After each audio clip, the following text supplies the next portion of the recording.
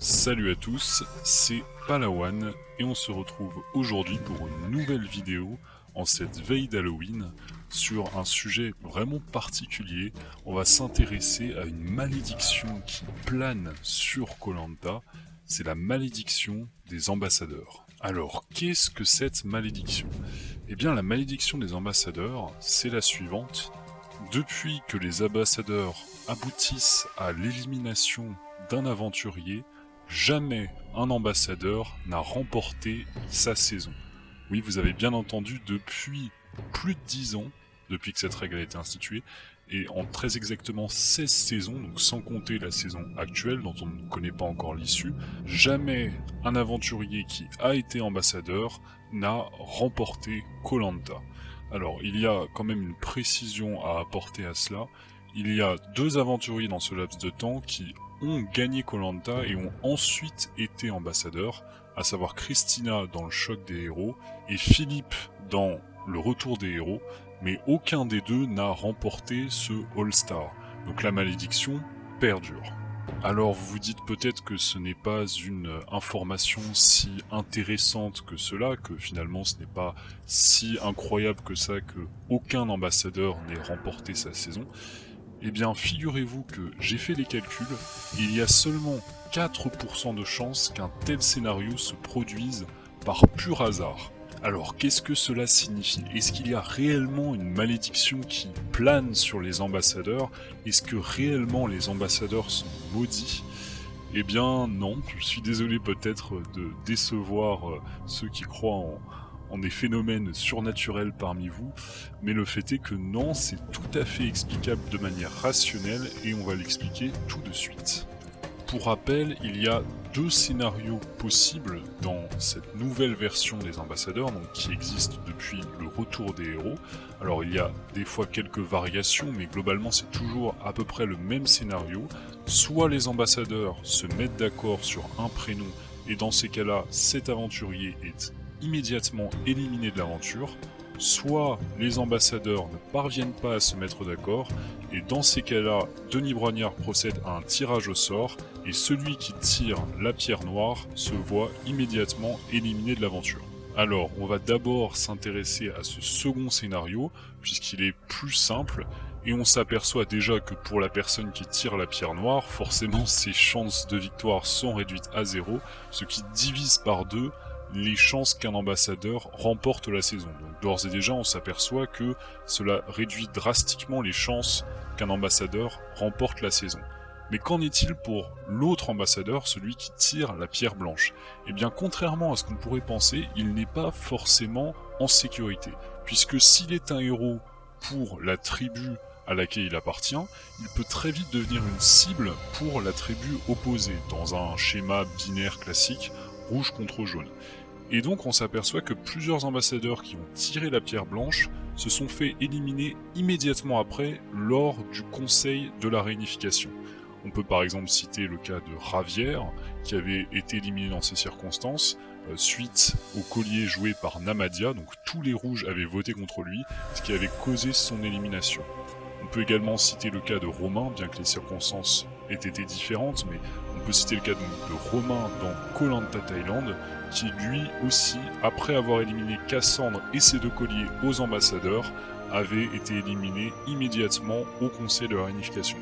Donc on s'aperçoit que le fait de tirer la pierre blanche n'est pas du tout une assurance pour la suite, au contraire on peut très vite être ciblé et devenir la cible de l'équipe adverse.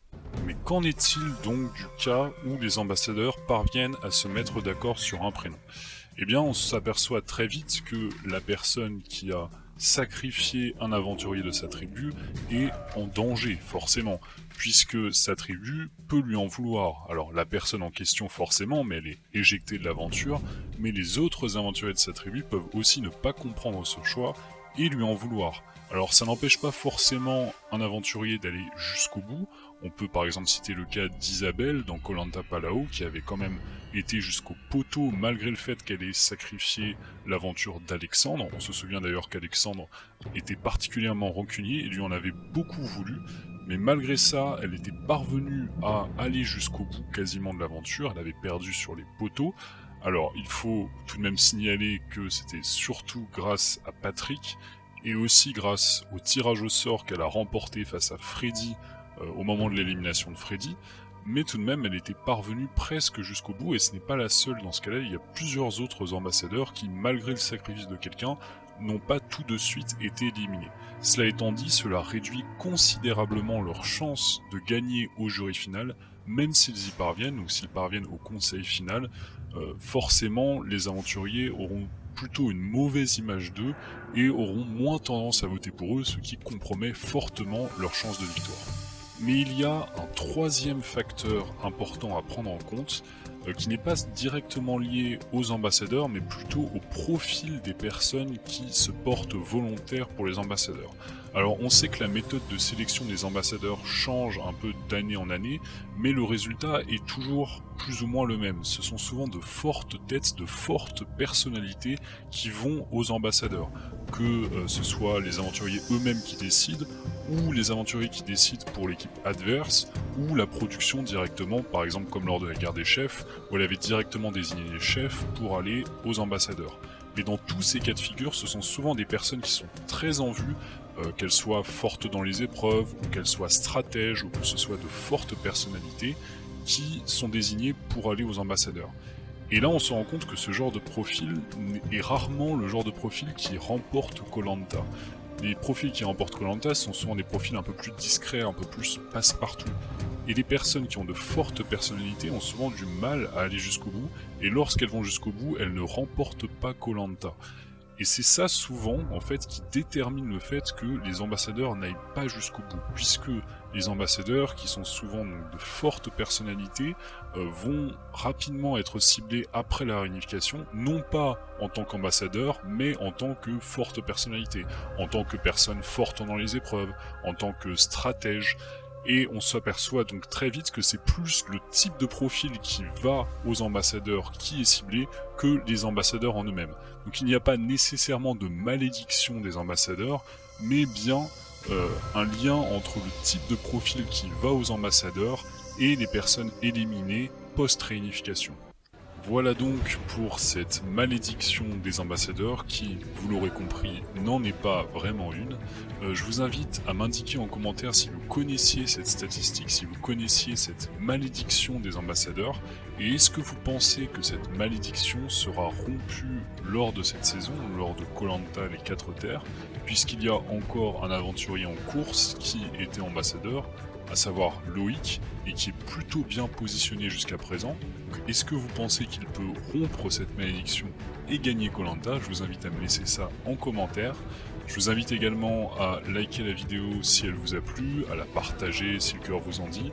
Je vous invite également à vous abonner à la chaîne, et on se retrouve très vite pour de nouvelles vidéos. Ciao à tous.